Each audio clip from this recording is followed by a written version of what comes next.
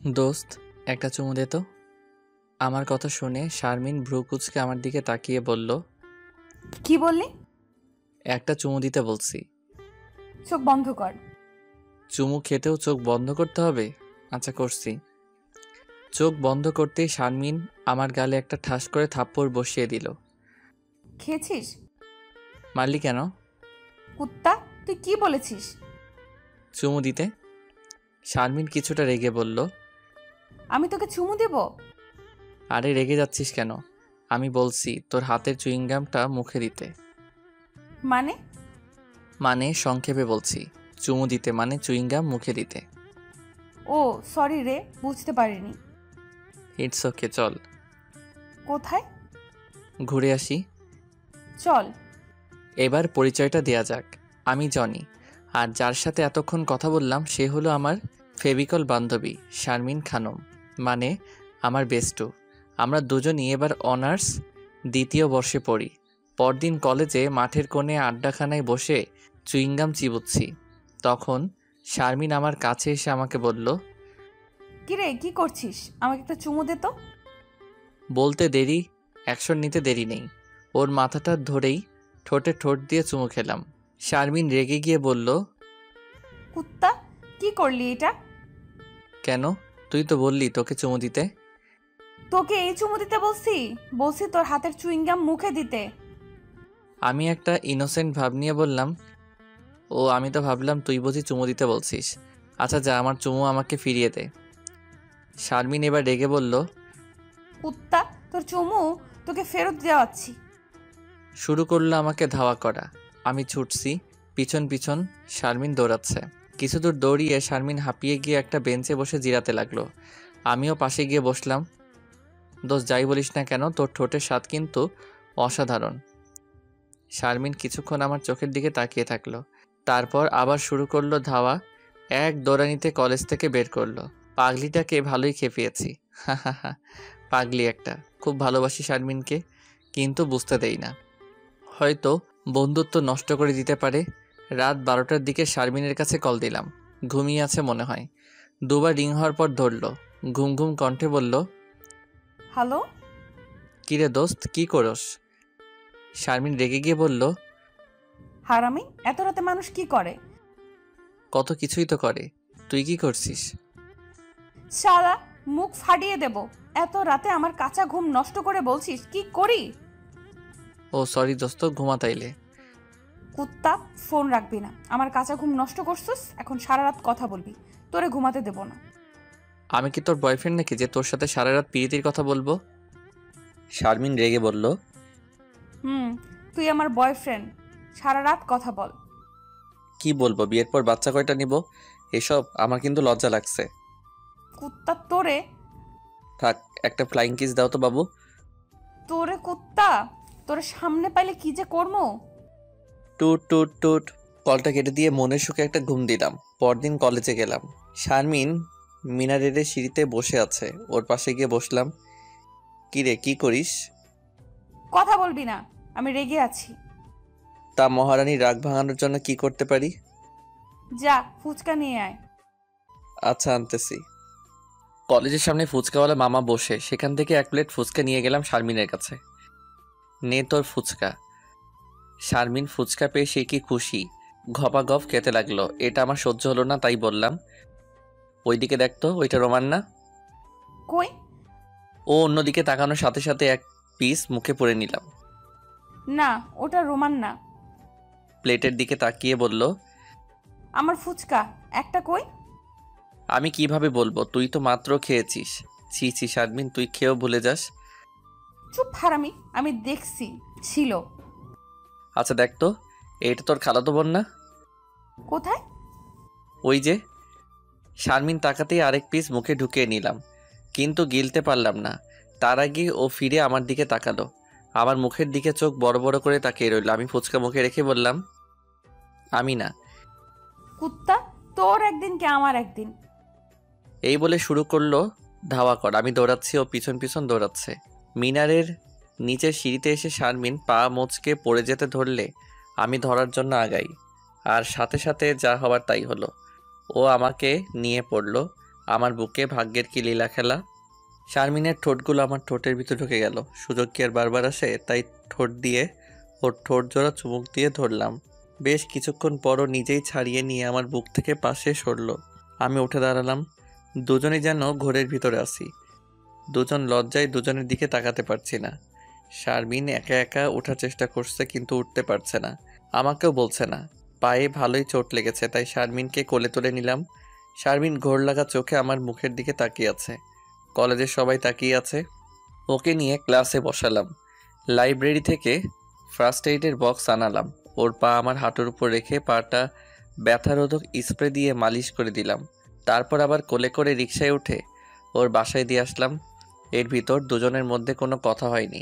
রাতে শুয়ে শুয়ে একা একা বলতে লাগলাম, কি করলাম এটা? যাহ, পাগলিটা তো আরও খেপে গেছে। একটা কল দিয়ে দেখি। কল দিলাম, সাথে সাথে পিক করলো। চুপ করে আছি। শারমিনও চুপ করে আছে। কেউ কোনো কথা বলছে না, নীরবতা। দুপাশ থেকে শুধু নিঃশ্বাসের শব্দ শোনা যাচ্ছে। কিছুক্ষণ পর কলটা কেটে দিলাম। পরদিন পাগলিটাকে দেখার জন্য সকাল সকাল কলেজে চলে গেলাম। হাই হাই, এত আগে চলে আসলাম। কলেজই তো খুলেনি। রানীর কাছ থেকে চাবি নিয়ে ক্লাসে চলে গেলাম। বেশ ঘুম পাচ্ছে। রাতে পাগলিটার কথা ভেবে ঘুম হয়নি, তাই টেবিলে মাথাটা লাগাতেই চোখটা বুজে এলো। কতক্ষণ চোখ বুজেছিলাম জানি না। হঠাৎ বাঁচাও বাঁচাও করে কারো চিৎকারের শব্দ শুনতে পেলাম। চোখ খুলে দেখি পুতুল। পুতুল আমার ক্লাসমেট। কদিন আগে আমাকে প্রপোজ করেছিল আর আমি না করে দেই। কিন্তু ও চিল্লাচ্ছে কেন? ক্লাসে ভালো করে তাকিয়ে দেখলাম পুতুল আর আমি ছাড়া কেউ নেই। কিন্তু দরজা আটকানো কেন? আমি তো সব খুলে দিয়েছিলাম। পুতুল বাঁচাও বাঁচাও বলে চিৎকার দিচ্ছে। তারপর তার নিজ হাত দিয়ে শরীরের কয়েকটা জায়গার জামা ছিঁড়ল। এই পুতুল, পাগল হলে নাকি? কি হয়েছে? পুতুল চিৎকার দিতেই লাগলো। আমি উঠে ওর কাছে যেতেই পুতুল দরজা খুলে বাহিরে বের হয়ে গেল। আমি পিছন পিছন বের হলাম। বাহিরে বের হয়ে তো আমি অবাক, কারণ সকল ছাত্রছাত্রী বাহিরে দাঁড়িয়ে আছে। ভিড় জমিয়েছে। পুতুল কান্না করছে আর কিছু মেয়ে তাকে সান্ত্বনা দিচ্ছে। আমি কোনো আগামাথা না বুঝতে পেরে জিজ্ঞাসা করলাম, কি হয়েছে? জানোস না কি হয়েছে? এখন সাধু সাজা হচ্ছে। চারদিক থেকে নানা রকম অপমানজনক কথা শুনতে পেলাম। প্রিন্সিপালের রুমে ডাক পড়ল। প্রিন্সিপালের কথা শুনে মাথায় বাড়ি পড়ার মতো অবস্থা। জনি, তোমার মতো একটা ছেলের কাছ থেকে আমি এসব আশা করিনি। কি করেছি স্যার আমি? আবার সাধু সাদা হচ্ছে? তুমি পুতুলকে দরজা আটকিয়ে ওর ইজ্জত কেড়ে নিতে চেয়েছো? না স্যার, আমি এরকম কিছুই করিনি। সেট আপ, কাল এসে টিসি নিয়ে যাবে। না স্যার, এরকম করবেন না স্যার, একটু দয়া করুন। স্যারের হাত পা ধরে টিসির হাত থেকে মাফ পেলাম। স্যারের রুম থেকে বের হতেই দেখি পুতুল সহ আরও অনেকে দাঁড়িয়ে আছে, সাথে শারমিনও। আমি ওর সামনে গিয়ে দাঁড়ালাম। তারপর বললাম, বিশ্বাস করো আমি এরকম কিছুই করিনি। এ কথা বলতেই শারমিন ঠাস ঠাস করে দুটো থাপ্পড় মারল আমার গালে। তারপর বলা শুরু করলো, তোর মতো একটা চরিত্রহীন ছেলে আমার বন্ধু, ভাবতেও ঘৃণা লাগে আমার। তোর মতো নর্দমার কীটকে বিশ্বাস করা যায় না। কবে না আবার আমার শরীরে হাত দেস। চোখের সামনে থেকে সর, ছোট লোক কোথাকার। ওর কথাগুলো সোজা বুকে এসে বিঁধল। চোখের কোণে পানি এসে ভিড় করলো। ভাঙা গলায় শুধু এতটুকু বললাম, খুব ভালোবাসি রে তোকে, তুই এইভাবে বলতে পারলি? কান্না চলে আসলো, তাই আর কিছু না বলে চোখের পানি লুকাতে ব্যস্ত হয়ে গেলাম। রাস্তায় হাঁটছি, নিজেকে কেমন মাতাল মাতাল লাগছে। আমি কি নেশা টেশা করলাম নাকি? না তো, আমি তো সিগারেট পর্যন্ত খাই না। তাহলে আমার সাথে আজ যা ঘটলো সব সত্যি? পুতুলের সাথে তো কোনো শত্রুতা নেই আমার। ও তো আমাকে ভালোবাসে, তাহলে এমন করলো কেন? আজ দুদিন কলেজে যাই না। বড্ড দেখতে ইচ্ছে করে শারমিন পাগলিটাকে। কোন মুখে কলেজে যাব যেখানে সবার কাছে আমি একটা চরিত্রহীন ছেলে? ভালোর দাম নেই। আজ বুঝলাম 3 দিন পর সন্ধ্যার আগ মুহূর্ত হবে। ছন্নছাড়ার মতো হাসছি। আজও ঠিক একই শব্দ পাচ্ছি। বাঁচাও বাঁচাও করে কেউ চিৎকার দিচ্ছে। শব্দটা কেমন চেনা চেনা মনে হচ্ছে। দৌড়ে টং দোকানের পাশে গেলাম। হালকা অন্ধকারে বেশ বোঝা যাচ্ছে 3জন ছেলে একটা মেয়ের ইজ্জত ছিনিয়ে নেওয়ার চেষ্টা করছে। আর একটু কাছে গিয়ে যাকে দেখলাম তাকে দেখে তো আমি অবাক। এই যে পুতুল, ওকে কি বাঁচাবো নাকি চলে যাব? ও তো আমার জীবন ধুলোয় মিশিয়ে দিয়েছে। একবার ভাবলাম চলে যাই, তারপর ভাবলাম না, এ যে আমার নৈতিকতার দায়িত্ব হয়ে দাঁড়িয়েছে। একা তো আর পারবো না। তাই পাশ থেকে ঘুণে ধরা একটা বাঁশ নিলাম। দুটোর মাথায় দুটো বাড়ি দিতেই জায়গায় অজ্ঞান। বাকি যে ছিল সে তো ভয় পেয়ে দৌড় দিতে চেয়েছিল। ল্যাগ মেরে ফেলে দিলাম। ছেলেটার হাত ধরতেই কোথা থেকে যেন চাকু বের করে হাতে এক টান মেরে চলে গেল। হাত বেয়ে রক্ত পড়তে লাগলো। কোনো রকম হাত চেপে পুতুলের কাছে গেলাম। ভয়ে মেয়েটা জড়সড় হয়ে আছে। সেদিন তো ইচ্ছে করে জামা ছিঁড়েছিল, আজ বেশ কয়েক জায়গাতেই জামা ছেঁড়া। আমার গা থেকে জ্যাকেটটা পুতুলের গায়ে পরিয়ে দিলাম। আমার মুখের দিকে তাকিয়ে আছে, আমার হাতের দিকে তাকিয়ে বলল, জনি, তোমার হাত থেকে তো রক্ত পড়ছে, প্লিজ হাতটা এদিকে দাও। হাতে আর কি রক্ত ঝরছে, তার থেকে বেশি তো বুকে ঝরছে। আচ্ছা, সেদিন কি আমি তোমার গায়ে হাত দিয়েছিলাম? না, আমি সত্যিই সরি। কেন করেছিলে এমন? তুমি তো আমাকে ভালোবাসতে। এখনো বাসি। তুমি আমাকে ফিরিয়ে দেওয়ার পর তোমার উপর একটু জিদ চেপেছিল। তারপর সেদিন শারমিনকে তোমার কোলে দেখে আমার জিদ আর ধরে রাখতে পারিনি। তারপরের দিন ক্লাসে গিয়ে তোমাকে ঘুমাতে দেখে অমন অভিনয় করলাম যাতে তোমাকে নিচের করে পেতে পারি।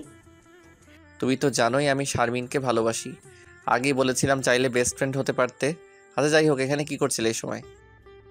রিক্সা করে যাচ্ছিলাম। রিক্সাওয়ালা এখানে রিক্সা থামিয়ে ওই টং দোকানে সিগারেট খেতে গেল। তখন ওই পকেটেগুলো। হয়েছে, আমি রিক্সা ঠিক করে দিচ্ছি, চলে যাও। আমি সত্যিই সরি, ক্ষমা করে দাও আমায়।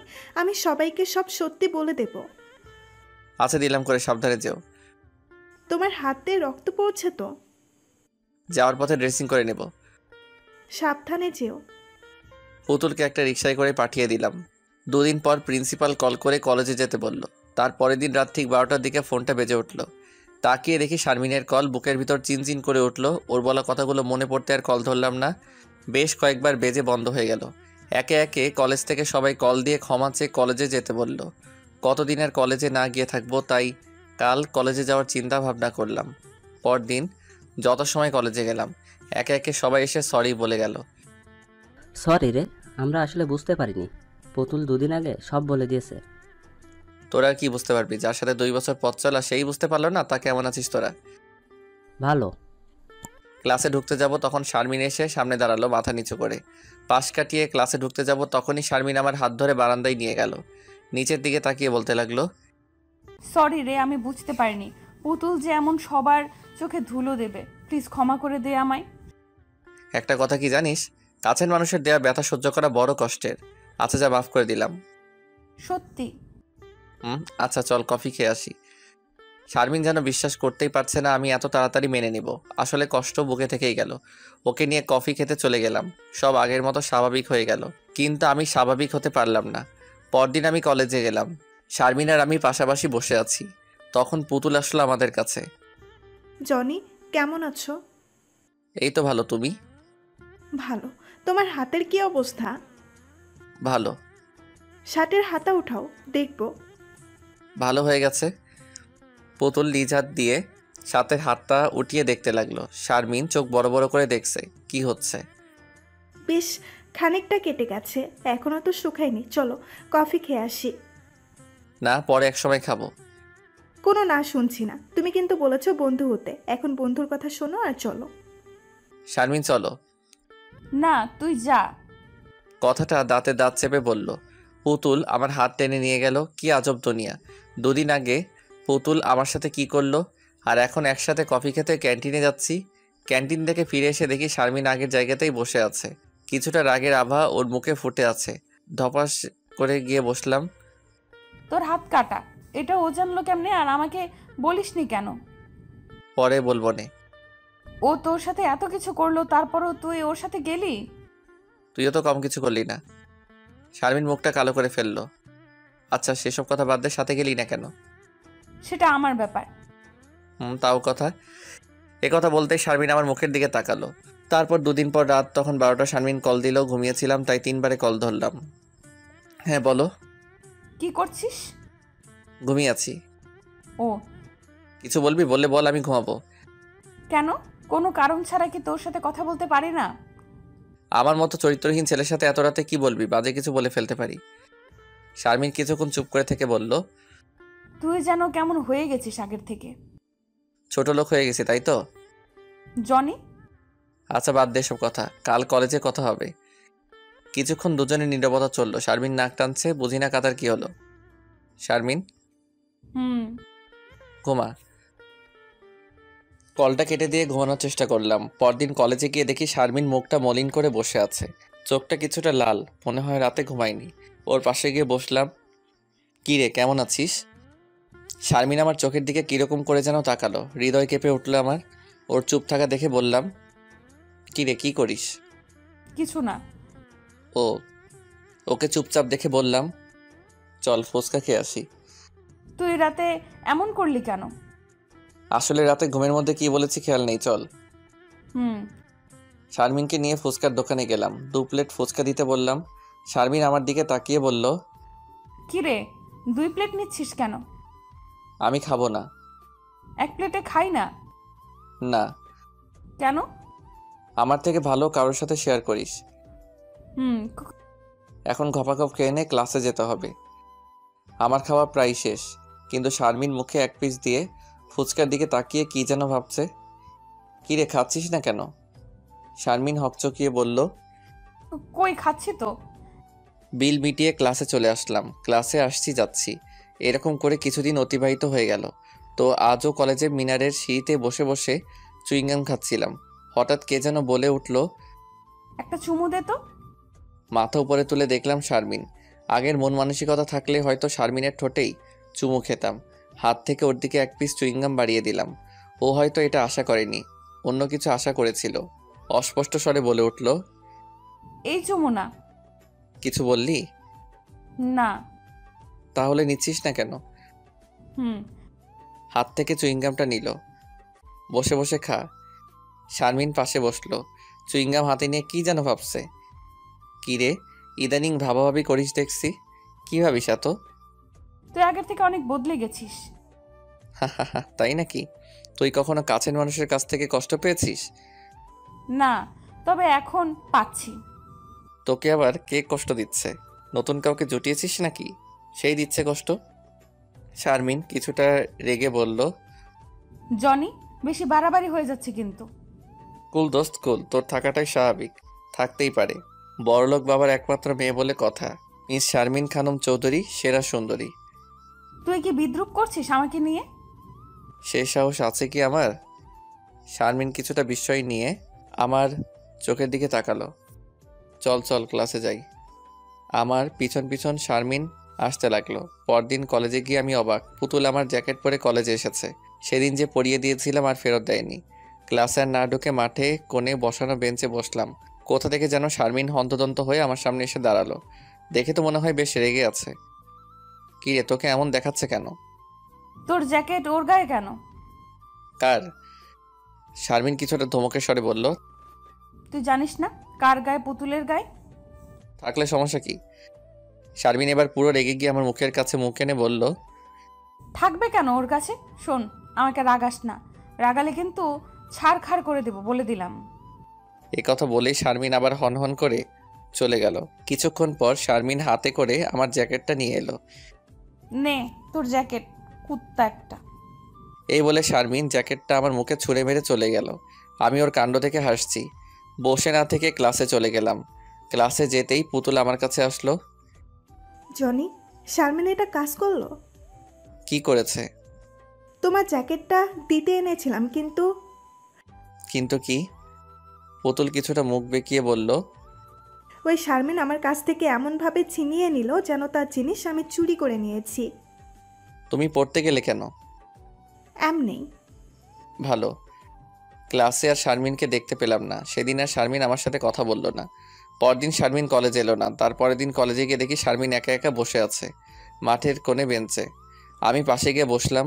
শারমিন আমার মুখের দিকে তাকালো। কি রে, কেমন আছিস? শারমিন আমার কথার কোনো জবাব না দিয়ে চুপ করে আমার মুখের দিকে তাকিয়ে থাকলো। তারপর বলল, তোর পুতুলের সাথে দেখে বেশ ভাব। হা, তাই নাকি? ওর সাথে আর কথা বলবি না। কেন? কোনো টোনো নেই। কথা বলতে মানা করছি, বলবি না। তাছাড়া মেয়েটাকে আমার কাছে সুবিধার মনে হয় না। হা, তাই নাকি? হাসবি না। আচ্ছা, ও কেমন সুবিধার না? মানে বেশি একটা ভালো না। আমিও তো তেমন একটা ভালো না, চরিত্রে ঠিক নেই আমার। দেখ, আমার মুড খারাপ করবি না। কথা বলতে না বলছি, বলবি না। আচ্ছা, আমি চেষ্টা করব। চেষ্টা না, বলবি না, ব্যাস। এরপর যদি কথা বলতে দেখি, তোর গলা চেপে ধরবো, কুত্তা, দেখিস। হা, আচ্ছা। শারমিনের সাথে আগের মতো আর দুষ্টুমি করি না। শারমিনের সাথে কেন, কারোর সাথে করি না। শারমিন হয়তো আগের আমিকে মিস করে, হয়তো বা না। রাত তখন 12টা, ফোনটা বেজে উঠল। তাকিয়ে দেখি শারমিনের কল। হালকা চোখটা লেগে এসেছিল, কিন্তু ওর কল দেওয়ার কারণে ঘুমটা ভেঙে গেল। কল রিসিভ করে কানের কাছে ধরলাম। বলো। ঘুমিয়েছিলি বুঝি? হুম। সরি রে। না ঠিক আছে, বলো। কাল আমার জন্মদিন, মনে আছে? আছে। তুই কিন্তু সবার আগে থাকবি, তোকে ছাড়া কিন্তু আমি কেক কাটবো না। তোর বাসায় কি ঝাড়ুদার আছে? কেন? আমার মতো নর্দমার কীট পতঙ্গ তোর বাসায় ঢুকলে তোর বাসা যদি নোংরা হয়ে যায়, তাই জিজ্ঞাসা করলাম আর কি। শারমিন চুপ করে আছে, নাক টানার শব্দ পাচ্ছি। কিরে, কি হলো? শারমিন কিছুটা কান্নামাখা কণ্ঠে বলল, তুই সব সময় আমাকে আঘাত দিয়ে কথা বলিস, আমি কি কষ্ট পাই না? আচ্ছা সরি, আমি আসার চেষ্টা করব। আমি কোনো কথা শুনতে চাই না, তুই আসবি, না হলে কেক কাটবো না। পরদিন শপিং মলে গেলাম, দেখে শুনে ভালো দেখে একটা কালো শাড়ি কিনলাম। কালো শাড়ি আমার বেশ পছন্দের। বিকেলে শারমিনের অনুষ্ঠান, আপনারা কি ভাবছেন আমি যাব? না, যাব না। সব জায়গায় সবাইকে মানায় না। দেখা গেছে আমি গেলে অনুষ্ঠানে ওর বাবার সামনে কেক খাইয়ে দেবে, যা সবাই ভালো চোখে দেখবে না। অনেক গণ্যমান্য মানুষ আসবে, তার থেকে না যাওয়াই ভালো। তাহলে শাড়িটা কি করব? আমাদের কলেজের আরও অনেককে অনুষ্ঠানে ইনভাইট করেছে, তাদের কাছে দিয়ে দিব। যেই বলা সেই কাজ, দিয়ে দিলাম। মোবাইলটা বন্ধ করে রাখলাম। সন্ধ্যার আগ মুহূর্তে শুয়ে আছি, বাসার কলিং বেলটা বেজে উঠল। আব্বু আম্মু মামার বাসায়, তাই নিজে গিয়েই দরজা খুলতে হলো। দরজা খুলতেই আমি অবাক, বিস্ময়ের শেষ নেই আমার। শারমিন দাঁড়িয়ে আছে বার্থডে সাজে, বেশ লাগছে দেখতে, কিন্তু মুখটা কেমন গোমড়া করে রেখেছে, চোখ কেমন লাল হয়ে আছে। কিছু বলার আগেও কলারটা টেনে বাসা থেকে বাইরে বের করে গাড়ির ভিতর নিয়ে ফেললো। তারপর গাড়ির দরজাটা আটকে দিয়ে নিজে উঠে গাড়ি ড্রাইভ করতে লাগলো। এভাবে তো চুপচাপ থাকা যায় না, কিছু তো বলা দরকার। তাই জিজ্ঞাসা করলাম, কী রে, অনুষ্ঠান শেষ? কোথায় যাচ্ছি আমরা? শারমিন কোনো কথা বলছে না, এক ধ্যানে গাড়ি ড্রাইভ করছে। আমি যে কিছু বলছি তা শারমিনের কানেই যাচ্ছে না। কিছুক্ষণ পর একটা বিশাল লাইটিং করা বাসার সামনে এসে গাড়ি থামালে আমার চিনতে কোনো অসুবিধা হলো না যে এটা শারমিনের বাসা। শারমিন আমার হাত ধরে ভিতরে নিয়ে গেল। তখন একটা লোক বলতে লাগলো, এতক্ষণ লাগে আসতে? তাড়াতাড়ি আয়, সবাই অপেক্ষা করছে। শারমিন গিয়ে কেকের সামনে দাঁড়ালো আর আমাকে তার পাশে দাঁড় করালো। সবাই চারদিক থেকে ঘিরে রাখলো। শারমিন ফু দিয়ে মোমবাতি নিভালো, তারপর কেক কেটে এক টুকরো হাতে নিয়ে ওর আব্বু আম্মুকে খাইয়ে দিল। তারপর আমার মুখের কাছে এক টুকরো কেক ধরলো, খেয়ে নিলাম এক কামড়ে। খারাপ না, মজার তো। যাক, যেটা ভয় করেছিলাম সেটা হলো না। ওকে এক টুকরো না খাইয়ে দিলে কেমন হয়, তাই এক টুকরো কেক হাতে নিয়ে ওর মুখের কাছে ধরলাম। শারমিন আমার চোখের দিকে কিছুক্ষণ তাকিয়ে থেকে অন্যদিকে চলে গেল। হাতের কেক হাতেই থেকে গেল, আমার হাত থেকে কেকটা খেলো না। বেশ রেগে আছে মনে হয়, রাগারই কথা। আমি চুপচাপ চারপাশ দেখতে লাগলাম। কিছুক্ষণ পর একটা মেয়ে এসে বলল, আপনাকে শারমিন আপু উপরে যেতে বলেছে, আমার সাথে আসুন। আমি মেয়েটার সাথে উপরে যেতে লাগলাম। উপরে গিয়েই তো আমি অবাক, মেয়েদের মেলা চলছে সেখানে। শারমিনের চারপাশ মেয়েরা ঘিরে আছে। আমি কাছে যেতেই শারমিন আমার সাথে সবার পরিচয় করিয়ে দিল। মিম, আরোহী, অর্থী, সুমনা, এ হলো আমার বেস্ট ফ্রেন্ড জনি। সবাই হাই জানালো। হাই, আমি অর্থী, শারমিনের কাজিন। হ্যালো। আপনি কত লাকি ছেলে, আপনার জন্য সবাইকে 2 ঘন্টা বসিয়ে রাখলো বার্থডে অনুষ্ঠানে। আপনার জন্য অনুষ্ঠান বন্ধ করে দিতে চেয়েছিল। তা শারমিন, উনি তোর বেস্ট ফ্রেন্ড নাকি অন্য কিছু? শারমিন কিছুটা লজ্জা পেয়ে বলল, মারবো একটা, যা খাবার সাজা, ও খাবে এখন। বুঝি বুঝি। চল তো তোরা। শারমিন ওদের দিকে খাবার সাজাতে লাগলো একটা টেবিলে। ওরা চোখের সামনে এভাবে বলায় বেশ লজ্জা পেয়ে গেলাম। শারমিন এই পর্যন্ত কোনো কথাই বলল না আমার সাথে। কিছুক্ষণ পর মিমকে দিয়ে ডেকে আমাকে নিয়ে খাবারের চেয়ারে বসালো। বেশ অবাক হই, কার সাথে আসলাম সেই কথা বলছে না। বেশ চাপা অভিমান আমার উপর জন্মিয়েছে। আমি একা বসেছি টেবিলে। এখানে হয়তো আমার জন্য স্পেশালভাবে সাজিয়েছে টেবিলটা। খাবার দেখে আমি বেশ অবাক হয়ে গেলাম। এত খাবার, পুরো টেবিলে খাবার দিয়ে ভরা। আমার চারপাশে মিম সহ ওর কাজিনরা দাঁড়িয়ে আছে। একা খাবো কেমন দেখায়, তাই ওদেরও সাধলাম। আমি একা খাবো কেমন দেখায়, তোমরাও বসো। সবাই একসাথে বলল, না না ভাইয়া, আপনি খান, আমরা সব সার্ভ করব। এবার শারমিনের দিকে তাকিয়ে বললাম, তুই বস, একসাথে খাই আমরা। শারমিন কিছু বলল না। আমার প্লেট টেনে খাবার বাড়তে লাগলো। তখন ওর কাজিনরা বলল, শারমিন আপু, তোমার হিরো বসে একা খাচ্ছে আর তুমি দাঁড়িয়ে থাকবে? বসে পড়ো, বসো বসো, সার্ভ করার জন্য আমরা আছি। শারমিনের ঠোঁটের কোণে হালকা হাসি ফুটে উঠল। পরক্ষণে তা আবার মিলিয়ে গিয়ে রাগী রূপ ধারণ করলো। শারমিন আমার পাশের চেয়ারটা টেনে বসলো। আমার প্লেটে শারমিন খাবার বেড়ে দিতে লাগলো। সব ডাবল ডাবল করে দিচ্ছে, মনে হচ্ছে জিদ করে দিচ্ছে। এই কি করছিস, এত খাবার খাওয়া যায়? এ কথা বলে যেন আরো ভুল করে ফেলেছি। শারমিন আমার দিকে রাগী চোখে তাকিয়ে পেয়ালার খাবার সব প্লেটে ঢেলে দিল। পাশ থেকে ওর কাজিনরা তা দেখে হাসতে লাগলো। এত খাবার খেলে তো আর এখান থেকে উঠতে পারবো না। পাশ থেকে অর্থী বলল, সমস্যা নেই, আমরা আছি তো, আপনাকে কোলে করে নিয়ে যাব বেডরুমে। শারমিন অর্থীর দিকে দাঁত কটমট করে তাকালো। আরে ইয়ার, রেগে যাচ্ছিস কেন? আমি তো ফাজলামো করেছি। শারমিন আবার খাবার দিকে কিছুক্ষণ তাকিয়ে ওর কাজিনদের দিকে তাকিয়ে বলল, দেখ তো আর কি কি খাবার আছে, নিয়ে আয়। এই না না, আর খেতে পারবো না। শারমিন জোর করে তারপরেও আরও খাবার দিল। ওর রাগী ভাব দেখে আবার খাবারগুলো খেতে হলো। খাওয়া শেষ করে আর চেয়ার থেকে ওঠার শক্তি পেলাম না। তাই ওর কাজিনদের বললাম, আমার হাতটা একটু ধরে টেনে ওঠাও তো, উঠতে পারছি না। আমি হাত বাড়ালাম। ওরা যেই আমার হাত ধরতে যাবে তখন শারমিন খাবার রেখে উঠে ওদের হাত সরিয়ে নিজে আমার হাত ধরে উঠিয়ে দিল। বেশ তুলতুলে তোর হাত, আগে কখনো খেয়াল করিনি। শারমিন ওর কাজিনদের বলল, ওকে আমার রুমে নিয়ে বসা, কিছুক্ষণ রেস্ট নিক। কি আর করার, ওদের সাথে রুমে গিয়ে বসলাম। বেশ কিছুক্ষণ গল্প করলাম। এর ভিতর শারমিন রুমে ঢুকলো আর ওর কাজিনরা সব বের হয়ে গেল। ভাবলাম এবার হয়তো ভালো মন্দ দুই একটু কথা বলবে, কিন্তু না, সেরকম কিছুই বলল না। ওর ড্রয়ার খুলে কি যেন করতে করতে রাগী কণ্ঠে বলল, যা বাবার সাথে দেখা করে আয়। আমার শাড়িটা দেখেছিলি কেমন হলো? শারমিন শাড়িটা ধরে খাটে ছুঁড়ে মারলো। আমি আর কিছু না বলে ওর বাবার সাথে দেখা করার জন্য নিচে যেতে লাগলাম। শারমিনের ব্যবহার কিছুটা মনে আঘাত করলো আমার। ওর এমন রিয়েক্ট করাটাই স্বাভাবিক। ওর বাবার সাথে কথা বলে দিল খুশ হয়ে গেল আমার।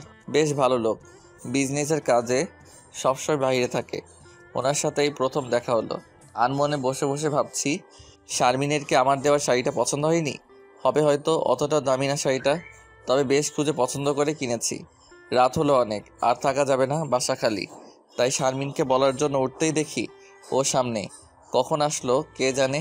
ভাবনা চিন্তা করতে করতে কোনো খেয়ালই ছিল না। আমি উঠে শারমিনের কাছে গেলাম। রাত তো অনেক হলো, আমি চলে যাই। শারমিন কিছুই বলল না, তাই আবারও বললাম, চলে যাই আমি। শারমিন এবারও কিছু বলল না, তাই বললাম, জানি চরিত্রহীন আমি, খারাপ ছেলে, তাই বলে কথা বলবি না আমার সাথে? এ কথা বলতেই ও যেটা করলো তা কখনো কল্পনাও করিনি আমি। শারমিন আমার মাথার চুল দুহাত দিয়ে খামচি মেরে ধরে মাথাটা টেনে ওর মুখের কাছে এনে ঠোঁটের সাথে ঠোঁট মিলিয়ে দিল। খুব রেগেছিল আমার উপর।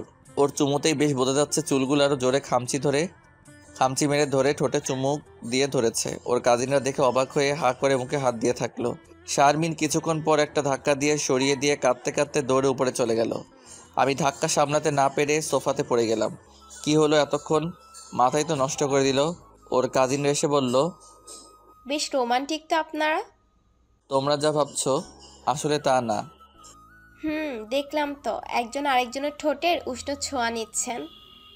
যান, বাইরে আপুদের গাড়ি আছে, এগিয়ে দিয়ে আসবে। আমি আর কিছু না বলে বাহিরে চলে আসলাম। কান্না করার কথা আমার, সেই জায়গায় কান্না করছে ও। বাহিরে এসে ছাদের দিকে তাকাতে দেখলাম শারমিন ছলছল চোখে তাকিয়ে আছে আমার দিকে। আমি গাড়িতে গিয়ে বসলাম। গাড়ির কাছ নামিয়ে আবার তাকালাম ছাদের দিকে। এখনও তাকিয়ে আছে আমার দিকে। চোখের পানি চিকচিক করছে শারমিনের গালে। আমার চলে যাওয়ার দিকে তাকিয়ে আছে। বাসায় এসে শুয়ে পড়লাম। সকালে মামা বাসা থেকে বাবাকে ফোন দিয়ে বলল, জনি, তোর আম্মু এখানে এসে অসুস্থ হয়ে পড়েছে। বলো কি, কিভাবে? জানি না, বারবার তোকে আসতে বলতেছে। আচ্ছা, আমি আজ বিকালে আসছি। আচ্ছা, চলে আসিস। শারমিনকে জানানো দরকার, বিকালে চলে যাব। তাই শারমিনের ফোনে কল দিলাম, ফোন বন্ধ বলছে। বেশ কয়েকবার কল দিলাম কিন্তু ফোন বন্ধ বলছে। আমার উপর রাগ করে ফোন বন্ধ করে রেখেছে। বাসে বসে বসে শারমিনের ফোনে অনেক ট্রাই করলাম কিন্তু ফোন বন্ধ বলছে। অবশেষে মামার বাসায় গিয়ে পৌঁছালাম। সন্তান কাছে থাকলে মায়েরা এমনি ভালো হয়ে যায়, যার প্রমাণ আজ পেলাম। রাতে মা নিজ হাতে আমাকে খাইয়ে দিল। তার পরের দিন মামাদের এখানের কারেন্ট ট্রান্সমিটারে কি যেন সমস্যা হয়ে কারেন্ট চলে গেছে। কারেন্ট না থাকার কারণে মোবাইল বন্ধ হয়ে গেল। আজ 3 দিন ধরে ফোন বন্ধ, সবার সাথে যোগাযোগ বন্ধ। শারমিন পাগলিটা কি করছে কে জানে। ফোন কি এখন বন্ধ করে রেখেছে কিনা জানি না। কারেন্ট আসতে আরও 2 দিন লাগবে। মোট 5 দিন পর কারেন্ট আসলো। 5ম দিন রাতে আসলো কারেন্ট। চার্জে রেখে মোবাইল ওপেন করলাম। ওপেন করতে বেশ কতগুলো মেসেজ আর কল দেখতে পেলাম। আপনারা কি ভাবছেন কে দিতে পারে? ঠিক ধরেছেন, সবগুলোই শারমিন দিয়েছে। যেই মুহূর্তে কল দিব ঠিক তখনই শারমিন কল দিল। কল রিসিভ করতেই, ওই কুত্তা, তোর ফোন বন্ধ কেন? তোরে খুন করমু কুত্তা বিলাই। তোর বাসা তালা মারা কেন? কি হলো, কথা বলছিস না কেন? ফোনে চার্জ ছিল না আর আমি এখন মামার বাসায়। তোর মামার বাসার অ্যাড্রেস বল, আমি এখনই আসবো কেন? তোকে দেখতে। তাড়াতাড়ি বল। পাগল হলি নাকি? এই রাতে আসবি? হ্যাঁ, পাগল হইছি। তুই বলবি কিনা বল। দেখ, পাগলামি করিস না, 2 দিন পর আমি আসতেছি। আমি এত কিছু শুনতে চাচ্ছি না। আরে পাগলি, এত রাতে আসবি, লোকে কি বলবে? তাছাড়া মা বাবাও এখানে, তাদের কি বলবো আমি? আমি এত কিছু শুনতে চাচ্ছি না, তুই বলবি কিনা। আমি কিন্তু কিছু একটা করে বসবো। পাগল হলি নাকি? কি আজে বাজে বকিসিস? তাহলে তুই বলবি না? ঠিক আছে, দেখ কি করি। পাগলামি করিস না। আচ্ছা বলছি, এই ঠিকানায় চলে আসিস আর সাবধানে আসিস। বুঝি না কি পাগলামি শুরু করেছে। রাত 11টার দিকে শারমিন এসে পৌঁছালো। কীরকম শুকিয়ে গেছে, চুলগুলো এলোমেলো, কীরকম যেন হয়ে গেছে। শারমিন আমার দিকে মায়া ভরা চোখে তাকিয়ে আছে। ওর চোখ যেন কথা বলছে। কি যে পাগলামি করিস না তুই, চল ভিতরে চল। বাবা মা সহ সবাই ড্রয়িং রুমে বসে আছে। শারমিনকে দেখে সবাই কেমন করে যেন আমার দিকে তাকাচ্ছে। আব্বু আম্মু ও হলো শারমিন, আমার ফ্রেন্ড। শারমিন এরা আমার আব্বু আম্মু। থাক থাক, পা ছোঁয়া লাগবে না। কি লক্ষ্মী মেয়ে, মুখটা এমন শুকনো কেন? কিছু পেটে পড়েনি? শারমিন মাথা নাড়িয়ে না বলল। এই, টেবিলে খাবার বার, মেয়েটার ক্ষুধা লাগছে। আগে ফ্রেশ হয়নি। যা, তানিয়ার রুমে নিয়ে যা। তানিয়া আমার মামাতো বোন। শারমিনকে ফ্রেশ হতে পাঠালাম। কিছুক্ষণ পর ওকে ডাকার জন্য রুমে গেলাম। গিয়ে শুনি তানিয়া শারমিনকে বলছে, কি এত রাতে ফ্রেন্ডের টানে আসছো নাকি প্রেমিকের টানে? থাক, জানি না আমি। কিছুটা লজ্জা পেয়ে বলল শারমিন। আমি বাহির থেকে বললাম, শারমিন তোর হলে খেতে হয়। রাতে সবাই একসাথে খেয়ে যে যার রুমে ঘুমাতে চলে গেল। শারমিনকে তানিয়ার রুমে ঘুমাতে দেওয়া হলো। সবাই সবার মতো শুয়ে পড়ল। আমি কিছুক্ষণ মোবাইলে এফবি চালিয়ে লাইটটা বন্ধ করে শুয়ে পড়লাম। হঠাৎ অন্ধকারে কেউ একজন আমার মাথায় হাত রাখলো। সুবাসটা বলে দিচ্ছে আর কেউ নয়, শারমিন। শারমিন, তুই এখানে কি করছিস? কেউ দেখলে খারাপ ভাববে। শারমিন আমার হাত ধরে বলল, ছাদে আয়, কথা আছে। পাগল হই নাকি? এত রাতে কেউ দেখে ফেললে সর্বনাশ হয়ে যাবে। কেউ দেখবে না। যা বলা সকালে বলিস। তুই আসবি নাকি সবাইকে জানাবো? তুই না আসলে চল। ওকে নিয়ে ছাদে যেতে আমাকে জড়িয়ে ধরে কেঁদে দিল। এই শারমিন কি করছিস? ছাড়, হঠাৎ তোর কি হলো? চার কেউ দেখে ফেলবে। খুব ভালোবেসে ফেলেছি রে তোকে, ফিরিয়ে দিস না। কি যাতা বলছিস? তোকে ছাড়া আমি চলতে পারবো না রে, প্লিজ তোর বুকের ভেতর রাখ আমায়। আগে চার, কেউ এইভাবে দেখলে খুব সর্বনাশ হয়ে যাবে। না, ছাড়বো না। বল ভালোবাসি। কোনো দিন ঠিক মতো খেতে পারি না, ঘুমাতে পারিনি। চার আগে। না, ছাড়বো না। এক পর্যায়ে শারমিনকে ছাড়িয়ে ঠাস করে একটা থাপ্পড় বসিয়ে দিলাম শারমিনের গালে। নিজেও হতবাক হয়ে গিয়েছি, কি করলাম আমি। শারমিন আমার দিকে কিছুক্ষণ তাকিয়ে থেকে কাঁদতে কাঁদতে নিচে চলে গেল। আমি পিছনে অনেকবার ডাকলাম কিন্তু আমার কোনো কথাই শুনলো না। আমি রুমে এসে ঘুমানোর চেষ্টা করলাম কিন্তু শারমিন মাঝে মাঝে এমন কাজ করে যে ওকে নিয়ে ভাবতে ভাবতে রাত পার হয়ে যায়। সকালে শারমিন তার হ্যান্ডব্যাগ নিয়ে চলে যাচ্ছে। আমি পিছন থেকে ওর হাত টেনে ধরলাম। ও আমার দিকে রাগে চোখে তাকিয়ে এক ঝটকায় হাত ছাড়িয়ে নিল। আমি আবার হাত টেনে ধরলাম, এবারও হাত ছাড়িয়ে নিল। ভালোই খেপেছে। এবার ওর হাতের ব্যাগ টেনে ধরলাম। ও মা, সে কি রাগি লোক নিয়ে আমার দিকে তাকালো। ভয়ে ছেড়ে দিলাম। শারমিন কিছুক্ষণ আমার দিকে তাকিয়ে তারপর হাতের ব্যাগটা আমার দিকে ছুঁড়ে মেরে বলল, কুত্তা, এখন আটকাস কেন? আটকাবি না। তারপর হনহন করে চলে গেল। ব্যাগটাও নিল না। ফোনে কয়েকবার কল দিলাম কিন্তু ধরলো না, বারবার কেটে দিচ্ছে। মেয়েটা সবসময় আমায় টেনশনে রাখে। কে জানে রাগ করে আবার গাড়ি অ্যাক্সিডেন্ট করছে কিনা। না, এই মেয়ে আমার শান্তিতে থাকতে দেবে না। দুপুর হলো, কোনো খোঁজ পেলাম না শারমিনের, কলও ধরছে না। বিকালে রুমে আতশোয়া হয়ে বসে আছি, ঠিক সেই সময় কারো হাসি শব্দ পেলাম। রুম থেকে বের হয়ে ড্রয়িং রুমে গিয়ে তো আমি বেশ অবাক হলাম। শারমিন এসেছে, সাথে তার বাবাকে নিয়ে। আমার বাবার সাথে আঙ্কেল কী নিয়ে যেন হাসাহাসি করছে। শারমিন আমার মা বাবার মাঝখানে বসে আছে। আমাকে দেখে মুখটা ভেঙচি কেটে অন্যদিকে ফিরিয়ে নিল। তারপর, ভাই সাহেব, আমার মেয়েটা দেখেন, কেঁদে কেঁদে চোখ কি করেছে। আজ আমার দুবাই যাওয়ার কথা ছিল, কিন্তু মেয়ে আমার কল করে কেঁদে কেঁদে একাকার করে ফেললো, তাই তো চলে আসতে হলো। এখন ভাই সাহেব, আমার মেয়েকে আপনার মেয়ে করে নেন। তা তো নেবই, এমন লক্ষ্মী মেয়ে কেউ হাতছাড়া করে? রাতে যখন আপনার মেয়ে আসলো তখনই বুঝতে পেরেছি আমার ছেলের সাথে আপনার মেয়ের যে কিছু একটা আছে। তাহলে তো আমার মেয়েকে আপনার ঘরের লক্ষ্মী করতে কোনো সমস্যা নেই, কি বলেন বিআই সাহেব?